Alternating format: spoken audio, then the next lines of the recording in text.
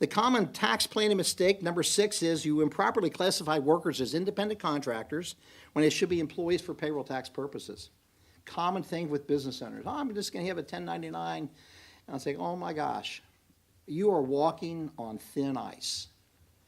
You have to be very, very careful with this whole issue of independent contractor versus employee.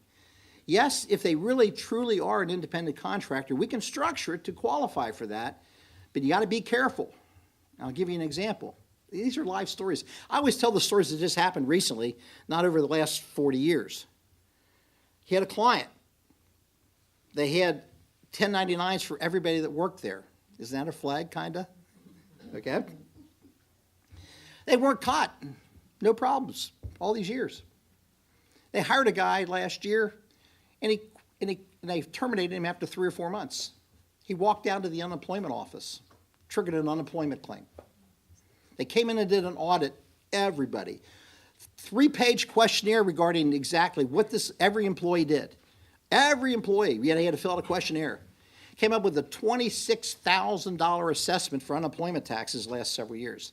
They bumped up the rate. Normally you're paying 2 or 3%, usually around 3% of $8,000 a year. The rate was 10% for 3 years. They're paying $800 per employee plus interest and penalties. Guess what? That's just the tip of the iceberg. They're still appealing that and trying to fight it because if they are liable there, then the fear is the state's going to turn it over to the government, and you got workers' comp issues that you're liable for. You have federal unemployment taxes. And then you have the payroll taxes you should have been withholding on these employees. That the business owner is personally liable for the payroll taxes that they should have withheld. Not just the business, it's personal liability. For the state withholding taxes, for the federal withholding taxes, even though that was they paid their taxes, and so there's all kinds of complications there if you get in this problem. And all the Social Security taxes you should have withheld.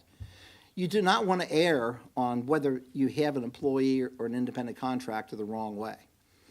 And so I do have some handouts, quite frankly, and we don't have time to go through them. This is intended to be a workshop. I got some tools for you. If you go back into the very back, there's an article, the last 3 pages, that talks about the whole issue of independent contractor employee. And right before that, you're going to see the IRS audit technical guidelines when they audit you, okay? And at the top of the page, there were 20 pages. I didn't copy them all.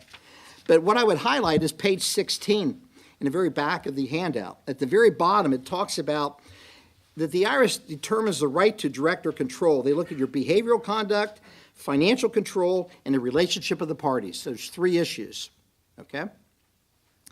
This is what you need to talk with your CPA about if you have independent contractors to make sure that you're dotting your I's and crossing your T's. That old thing, an ounce of prevention is priceless.